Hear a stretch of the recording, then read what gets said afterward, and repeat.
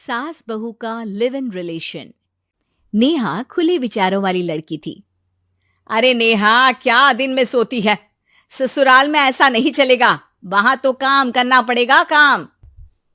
जितना काम होगा कर लूंगी माँ, पर अगर कोई ये कहे कि सारा आराम छोड़कर सिर्फ काम ही करना है तो ना भी ना, मुझे नहीं करनी शादी।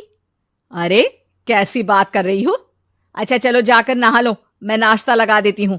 फिर तुम्हें कॉलेज भी तो जाना है। नेहा कॉलेज के लिए निकल जाती है। वो सोचने लगती है कि ससुराल में वो कैसे मैनेज करेगी। क्या हुआ नेहा, परेशान लग रही हो? अरे यार, तू तो मुझे जानती है ना, मुझे अपनी लाइफ बिल्कुल परफेक्ट चाहिए, लेकिन लग नहीं रहा लोग मानेंगे। यार, कहीं मेरी शादी ऐसे घर ना हो जाए जहां मेरी जिंदगी ही नरक हो जाए। अरे मैंने ना कल एक इंग्लिश फिल्म देखी थी, उसमें भी कुछ ऐसी ही समस्या थी हीरोइन की। अच्छा, तो फिर क्या किया उसने? उसने तो अपने होने वाले पति से साफ साफ कह दिया कि वो पहले उसके घर कुछ दिन तक बिना शादी के रह कर देखेगी, और अगर ठीक लगा तो ठीक, वरना तेरे मेरे रास्ते अलग। अरे हाँ यार, ये तो बिल्कुल सही आइडिया दे रही है तू मुझे। चल मैं तो चली, थैंक्स यार, तूने मेरी प्रॉब्लम सॉल्व कर दी। ये बोलकर नेहा खुशी खुशी वहां से निकल जाती है, लेकिन पीछे से उसकी सहेली कहती है, अरे नेहा, नहीं नहीं, कुछ नहीं सुनना मुझे। ये बोलकर वो वहां से चली जाती है।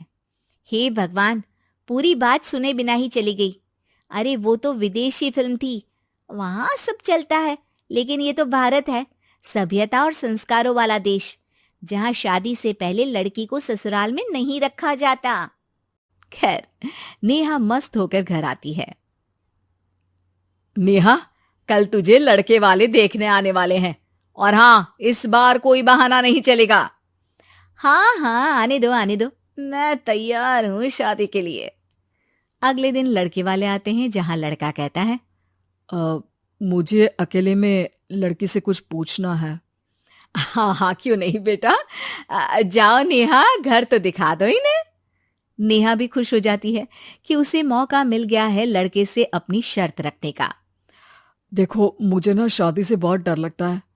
पता नहीं कैसी लड़की आए, तालमेल बना पाए कि नहीं मेरे परिवार से। मैंने कई घरों में रोज का क्लेश होते देखा है। तुमने तो मेरे दिल की बात कर दी। मैं भी यही सोच रही थी कि भाई सास तो अच्छी होनी चाहिए, पति सपोर्ट करे ना करे, रहना तो पूरे दिन सास के साथ है। लेकिन मेरे पास ना इसके लिए एक बहुत अच्छा आइडिया है। अच्छा, कैसा आइडिया? क्यों ना शादी के पहले मैं कुछ दिनों तक तुम्हारे घर आकर रह लूं। तुम लोग मुझे समझ लेना, मैं तुम लोगों को समझ लूंगी। ठीक लगा तो शादी, वरना टाटा बाय बाय। क्यों? लड़के को नेहा की बात में दम लगता है। वो घर के सभी लोगों के सामने नेहा की बात रखता है। अरे पागल हो गई है क्या? ये कैसी शर्त है? अरे शादी से पहले मैं क्यों तुझे किसी और के घर भेजूंगी रहने?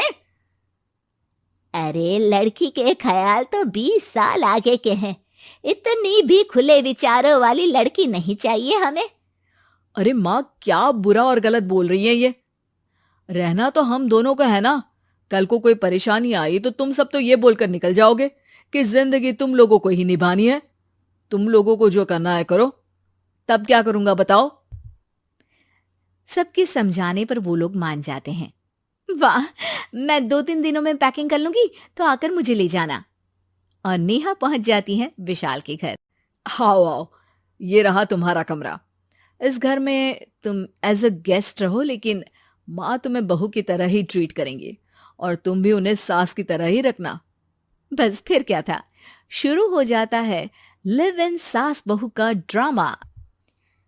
अरे चाय तो बना दे बहू। जी सासू माँ, अभी लाई।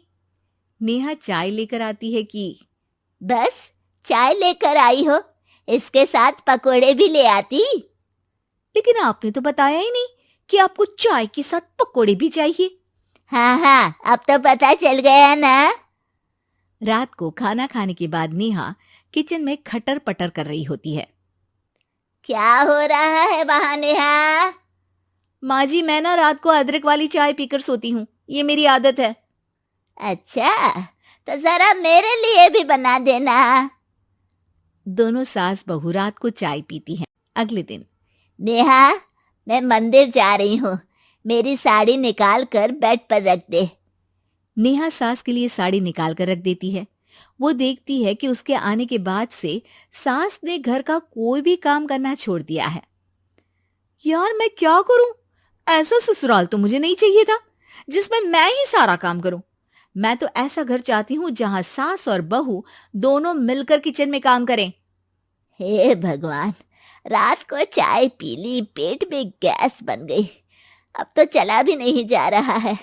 मुझे तो ऐसी बहू चाहिए जो हेल्थ के प्रति कॉन्शियस हो, क्योंकि वो ठीक रहेगी तभी तो मैं ठीक रहूंगी। दोनों समझ जाती हैं कि वो लोग एक दूसरे के लिए नहीं बने हैं। अगले दिन, नेहा, जरा चाय तो ले आना। नेहा चाय के साथ चिला भी बनाकर ले आती है। सास खा पीकर सो जाती है। अगली सुबह, तेरी बुआ सास आ रही है, उसे मैंने तेरे बारे में बताया है। तभी वहां गंवार से एक महिला आ जाती है। चलो यहां से निकलो, कुछ नहीं है खाने के लिए, जाओ। ए नेहा, तमीज से बात करो, ये मेरी ननद यानी आशीष की बुआ है। हाय रे दैया, इतनी आकड़ वाली लड़की! अरे यही है ना जो शादी से पहले ही आकर बस गई है यहाँ पर। बस नहीं गई हूं, बसना है या नहीं ये डिसाइड करने आई थी, लेकिन इन लोगों के रिश्तेदार इतने गंवार हैं तो मैं तो ना कर रही इस घर में शादी। और भाभी, और क्या कमी थी हमारे आशीष में जो आपने ऐसी लड़की की शर्तों को मान लिया? अरे वो तो आशीष के कहने पर मैं झुक गई, वरना ऐसी लड़की को तो मैं घर में घुसने भी ना दूं। ए हेलो, ऐसी लड़की कैसी लड़की? हाँ, बिना समझे बुझे शादी कर लूं?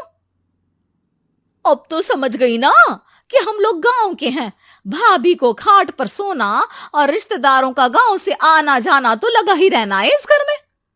हाँ हाँ, मैं तो किसी मॉडर्न घर में शादी करूंगी। ये बोलकर नेहा वहां से चली जाती है। अपने घर में आकर नेहा कहती है, ना मां ना, लिव इन में रहकर देख लिया, ये गांव के लोगों का कोई भरोसा नहीं है। खैर, नेहा की शादी एक मॉडर्न घर में हो जाती है जहां सास कहती हैं, हे नेहा, मैं टेनिस खेलने जा रही हूं, आओ तो जूस बनाकर रखना, और हाँ, वॉलनट्स और ओट्स भी बना लेना। जी माँ। माँ मॉम बोलो डार्लिंग, माँ इज ओल्ड फैशन।